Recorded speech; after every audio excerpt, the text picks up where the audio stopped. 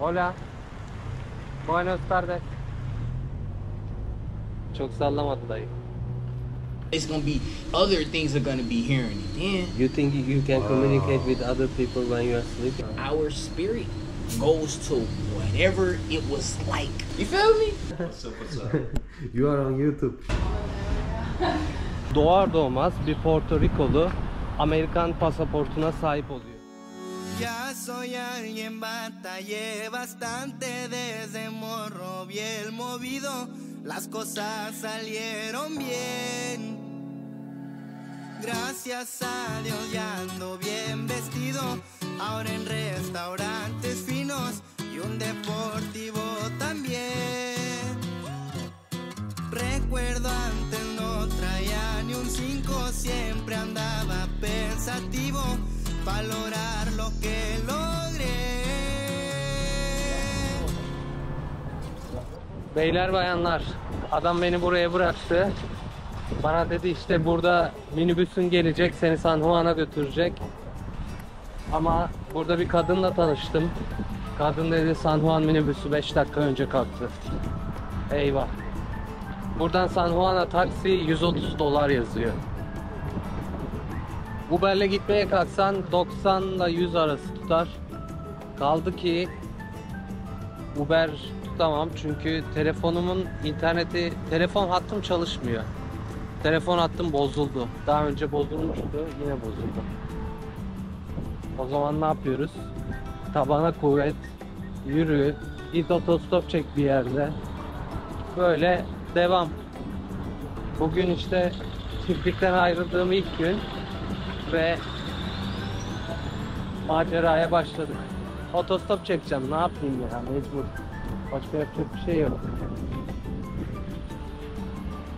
Şuradan önce bir yürümem lazım.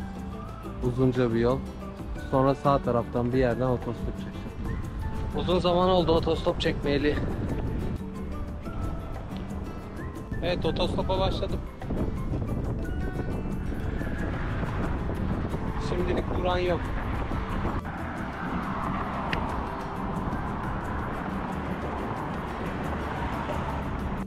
Puerto Rico'da almıyorlar abi. Test edildi, onaylandı. Bir saattir buradayım. Almıyorlar. El işareti bile yapmıyor. Yani döneceğim, şurada duracağım, yerim yok falan. Türkiye'de hep yapıyorlardı. Burada el işareti de yapmıyorlar. Böyle bakıyorlar sadece şaşkın şaşkın. Bu ne yapıyor ya diyor. Bakıyorlar. Hiçbir tepki vermiyorlar böyle. Sadece bakıp geçiyorlar. Acayip yani. Bu adam da Porto Rico'nun dilencisi. Adam böyle arabaların ortasında durup bozuk para sallıyor hep.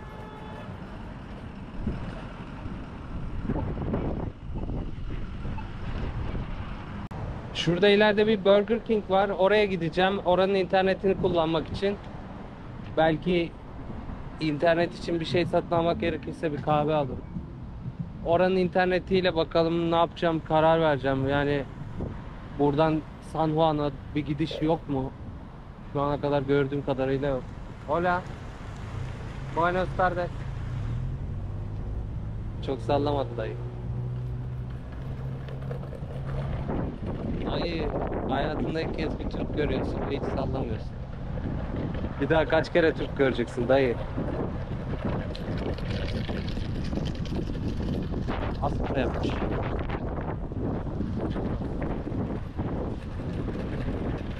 Şimdi yine durdu araçlar, bak yine başlayacak işe. Dayı yine mesai başladı. Ulan bu ışıkta hiç yanmıyor ya. Amerika'nın ışıkları hiç yanmaz abi. Böyle hep beklersin. Abi şurada kırmızı tişörtlü bir adam var. Baktım o da otostop çekiyor. Dur şimdi yanına gideceğim.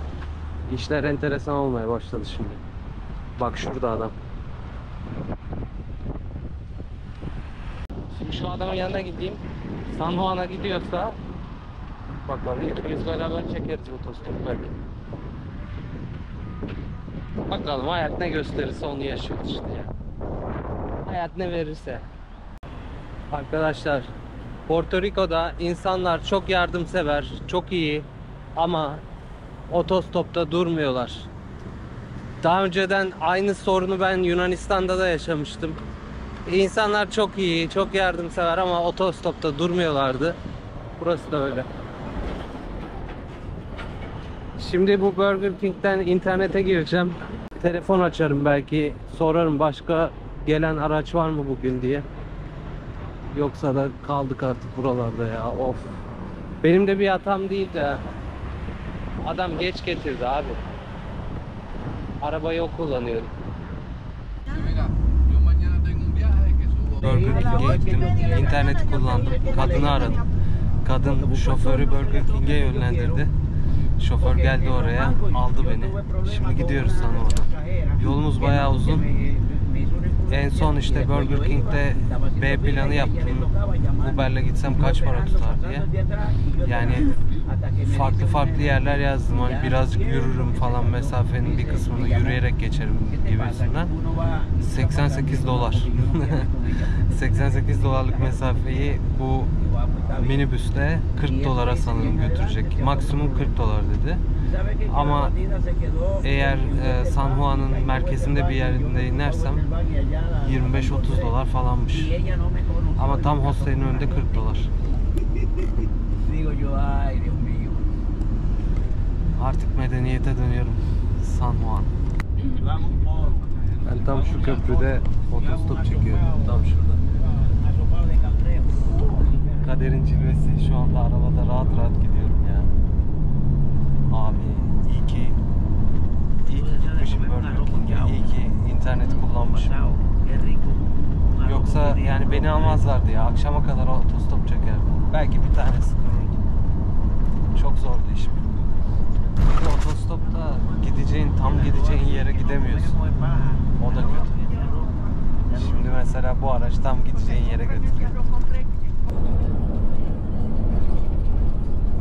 Şuraya bak ya. Kruz gemisine geldik. Teyze herhalde kruzla gidiyor. Bunlar hep kruz müşterileri. Bu teyze de herhalde kruzla gidiyor.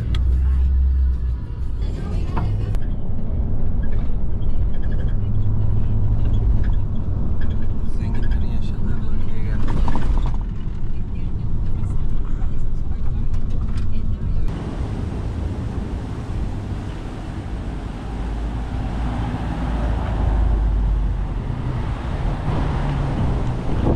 Evet, San Juan'a geldim. Şimdi birazdan hostelde olacağım. Ucuz atlattım valla. Oradan buraya nasıl geleceğim diye kara düşünüyordum. Hem çok mesafe uzak, hem çok pahalı. Vasıta yok. Amerika işte. Amerika Birleşik Devletleri'nde toplu taşıma neredeyse hiç yok. Herkes araçlarla, kendi arabasıyla gidiyor bir yerlere. Burası satılıkmış arkadaşlar. İlgilenen varsa alsın. Bak, telefon numarası burada.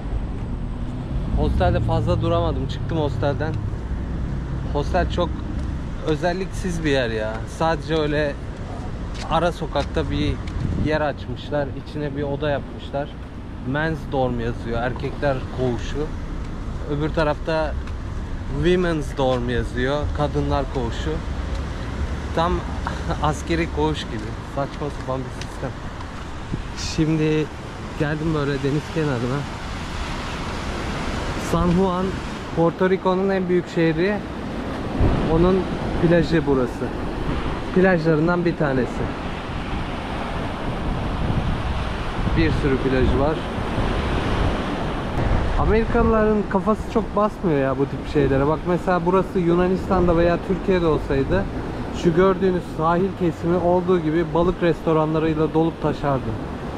Burada bir tane bile yok. Sadece zenginlerin evleri var. Şu gördüğünüz zenginlerin evleri. Böyle özellikli bir restoran açayım, işte gurme restoranım olsun, dünya çapında herkes gelsin yurt dışından yemek yesin falan, öyle bir mantık yok yani. Zincir olma mantığı var bir tek. O kadar. Bakın gördüğünüz gibi bir sürü küçük paraşüte benzeyen şeyler var. Onlar kitesurf. Rusty red on her shoulder, I was cleaning her shoe when it clicked on the trot over in the bright morning dew. We brushed and we braided dandelions and Porto Rico'nun plajları çok rüzgarlıymış ya. Sörf yapanlar seviyor ama burada sörf bile yapamaz ya. O kadar rüzgar var ki şu an. Yelkenli sörf yapan birkaç kişi gördüm bugün. Onun dışında öyle sörf tahtasıyla gelen görmedim hiç. Can she make it up? Ha, dondurma satıyor amca. I have often wondered if she'll go and jump the fence. Will she keep on moving onward or stay in what could have been?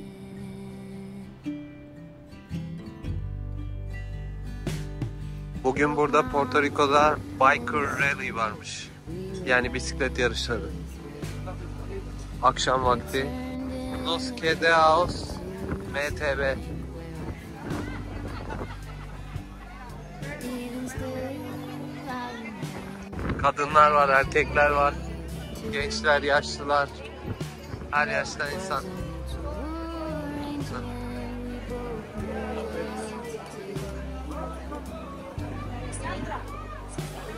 she had a star on the forehead. Çocuğunu alıp gelenler bile var ha.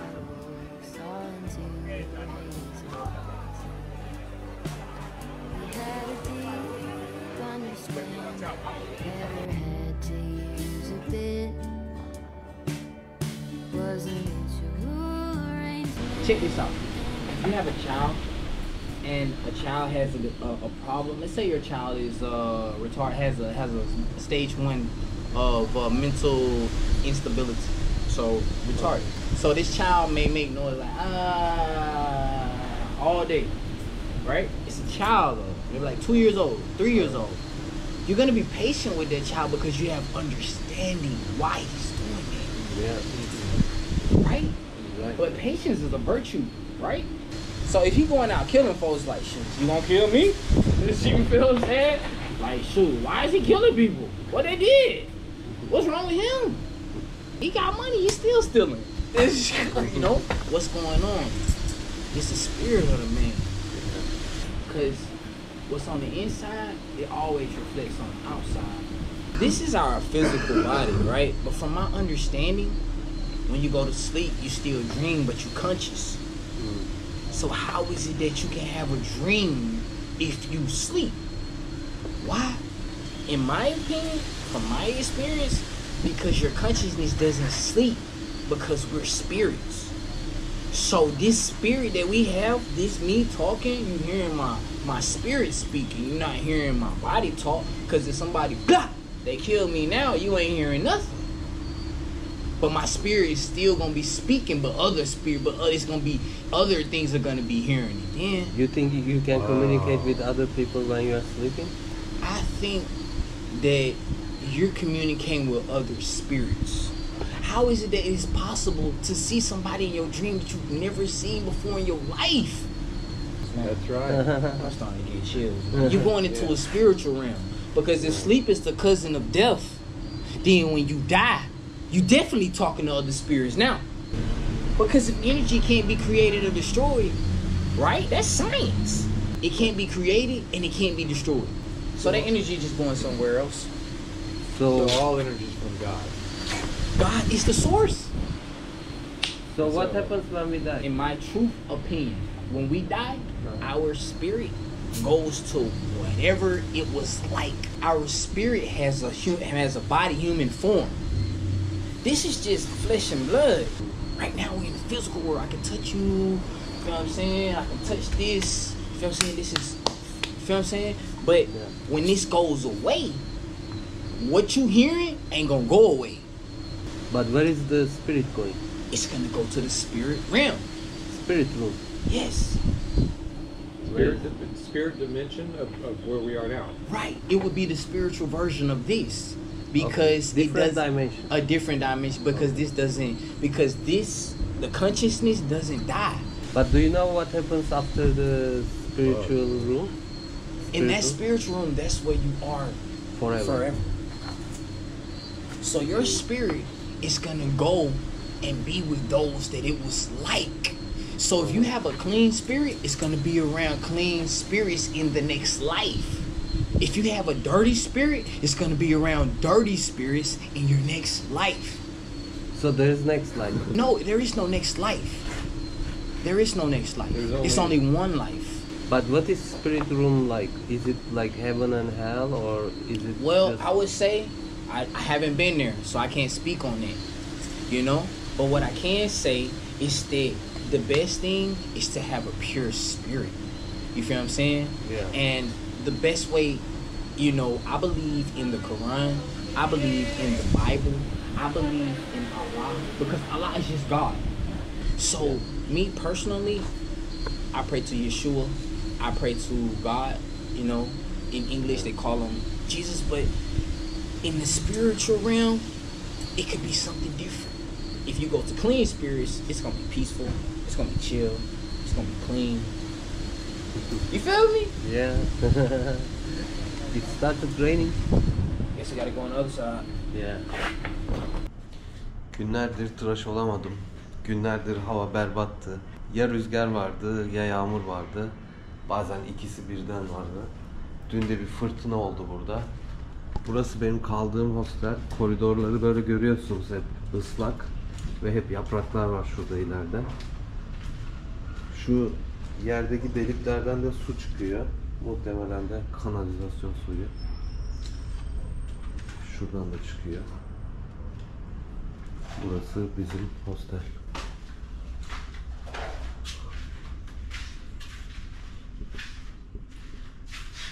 Bu arkadaş Mitch. Hi Mitch. How are you? Hey, what's up, what's up? You are on YouTube. Hey, let's go. Here's the hostel. This guy is from Oklahoma. He is a Yeah. great person. We What's up, slept John? in the same dorm. He came here with his son. Yes, indeed. These are the bedrooms. And these are the rooms here. Sitting down at the windows tomorrow. This is the men's dorm. Burası erkekler odası. Burası kadınlar. Ben burada yattım. Gece kadınlar odasında yattık. Mitch de orada yattı.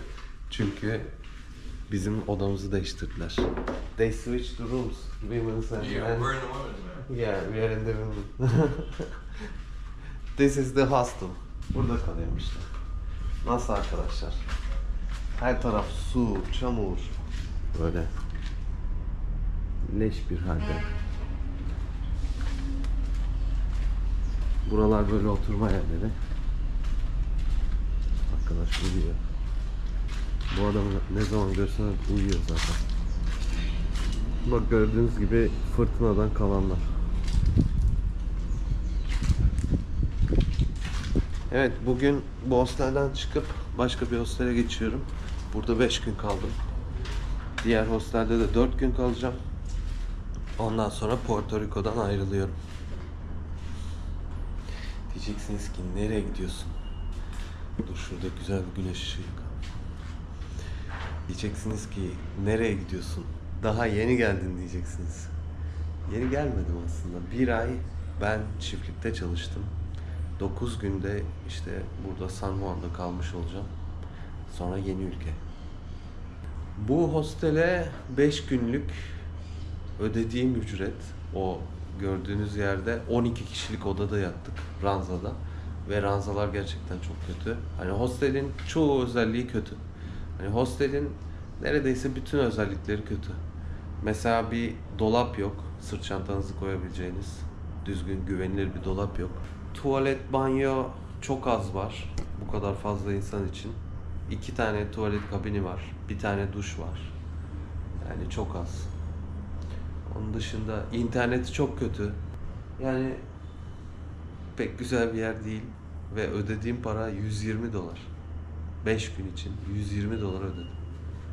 Yani yazık gerçekten. Şu paraya başka bir ülkede Bayağı güzel yerlerde kalırdım. Hostelden check out ettim. Şimdi diğer kalacağım hostele doğru gidiyorum.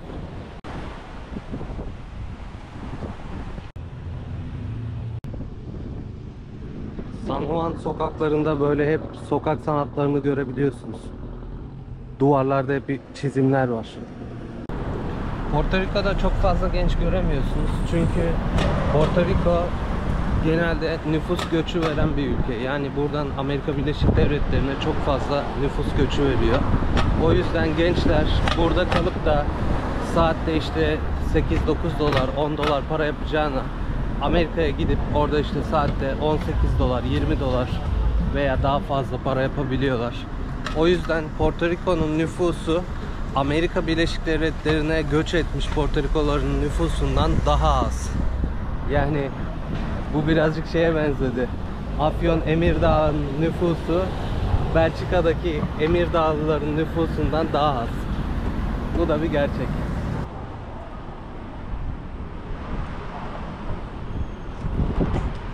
Buralar San Juan'ın arka sokakları. Şu anda kalacağım hostele doğru yürüyorum. Benim kalacağım hostel ve diğer önceki kaldığım hostelin arası 52 dakika yürüme mesafesi. Ben de dedim hem birazcık işte sokakları görmüş olurum, hem de burada toplu taşıma çok iyi değil. Uber tutmanız lazım çoğu yere. Uber de biraz masraflı. Belki havalimanına Uber'le gidebilirim ama. Herkesin altında araba var burada abi. Porto Rico genel itibariyle nasıl bir yer diye sorarsanız bana, gördüğüm kadarıyla yani burada bir aydan fazla kaldım. Yaklaşık 40 gündür buradayım. Bence Porto Rico tam bir Latin ülkesine benzemiyor. Ama tam anlamıyla da bir Amerikan toprağı değil. İkisinin ortasında bir kültür. Yani burada hem Latin yemekleri yeniyor, Latin müzikleri dinleniyor, İspanyolca konuşuluyor en çok. Ama baktığın zaman işte yollar, trafik, araçlar, özenilen kültür falan hep Amerikan kültürü. Ve buradan insanlar hep Amerika'ya göç ediyorlar. Çünkü doğar doğmaz bir Porto Rikolu Amerikan pasaportuna sahip oluyor. O yüzden buradan, Porto Rico'dan misal Texas'ın bir şehrine gideceksin veya Kaliforniya'nın bir şehrine gideceksin. Sadece iç hatlar biletiyle ehliyetini veya bir kimliğini göstererek uçağa binip gidiyorsun. Yani pasaportsuz bir şekilde gidebiliyorsun. Çünkü Amerikan vatandaşı sayılıyorsun. Bütün Porto Rikolular Amerikan vatandaşı. Burası San Juan'ın kenar mahallelerinden birisi. Ben bu yokuşu çıkıyorum şimdi. Evlerden zaman zaman müzik sesleri geliyor. Yanlarda ucuz araçların park edildiğini görüyorsunuz. Biraz daha sokaklarda çöp var. Sular akıyor böyle.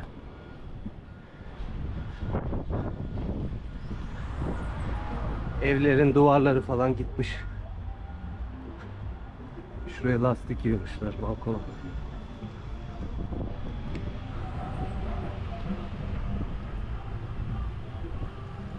Tamirciler falan var burada hep.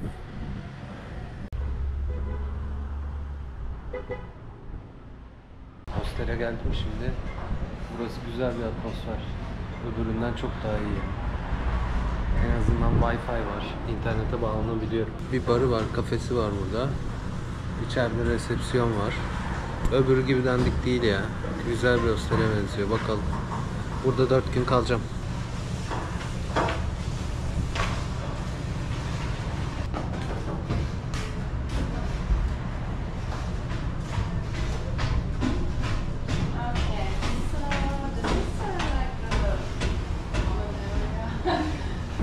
Şimdi hostelden çıktım. Bir alışveriş merkezine gidiyorum. Ayakkabı almam lazım. Ayakkabım yok. Böyle Crocs'larla idare ediyorum. Bugün ayakkabı alacağım. Bir de telefonun sim kartında bir problem var. Telefon GSM operatörüne gideceğim. T-Mobile kullanıyorum ben. Amerikan T-Mobile attı. Eşek gibi de fatura ödüyorum herhalde. I love Puerto Rico. Burası da diğer Amerika şehirleri gibi yalnız, ıssız, sakin, İnsanlar sadece arabalara biniyorlar.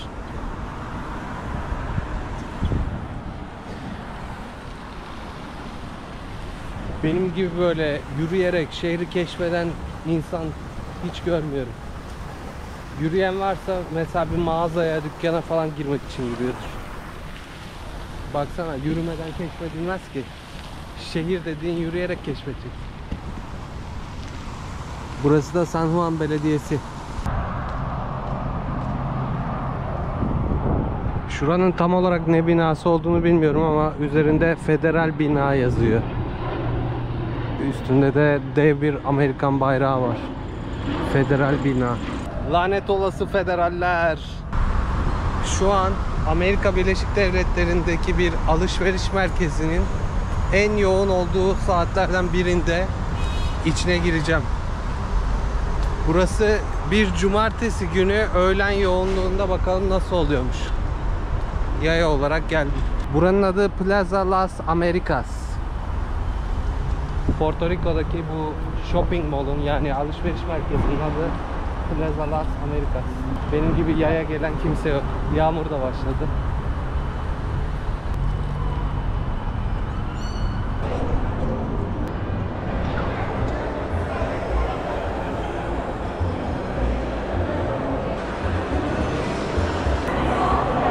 Şu anda Noel kalabalığını görüyorsunuz. Hem cumartesi hem de Noel olduğu için bu kadar kalabalık.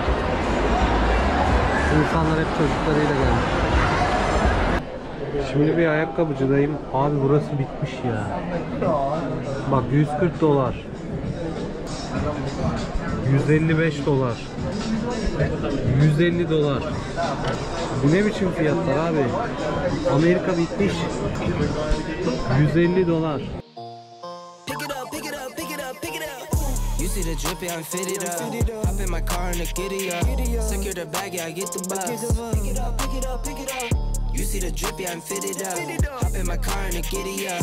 Secure the bag, yeah, I get the bus. Pick it up, pick it up, pick it up. Ooh, I've been on the flex since flex zone. Neighborhood all in your eardrums. I ain't never scared like Bone Crush. Boy, I got God, don't fear none. My line busy, take no calls. Feels like I don't have no. Burası da yiyecek satan yerlerden bir tanesi. Önünde uzun bir sıra olmuş. Burada da yemeğinizi yiyorsunuz.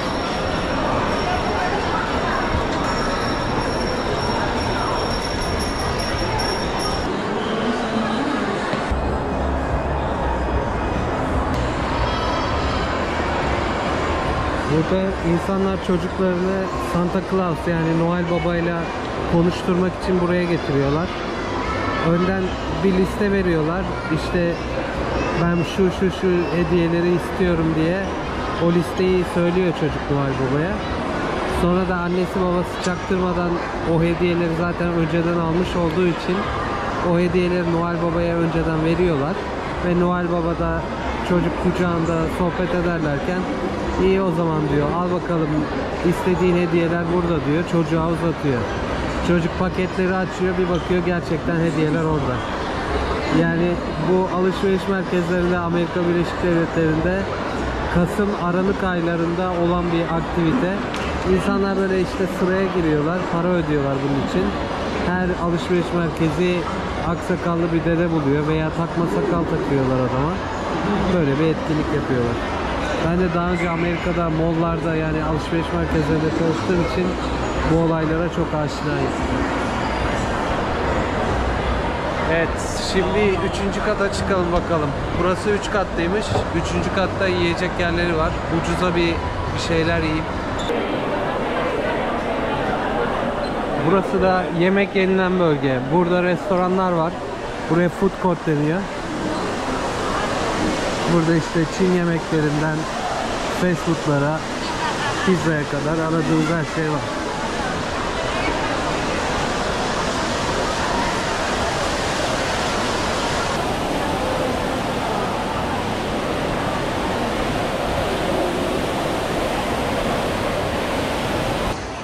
Bakın şimdi burada bir konu tasvir edilmiş. Burada bir bebek doğmuş. Ve herkes etrafına toplanmış bu bebeğin. Kuzuların bile yüzü gülüyor. Sizce bu doğan bebek kim olabilir? buraya alışveriş merkezine koymuşlar bunu. Tahminleri alayım.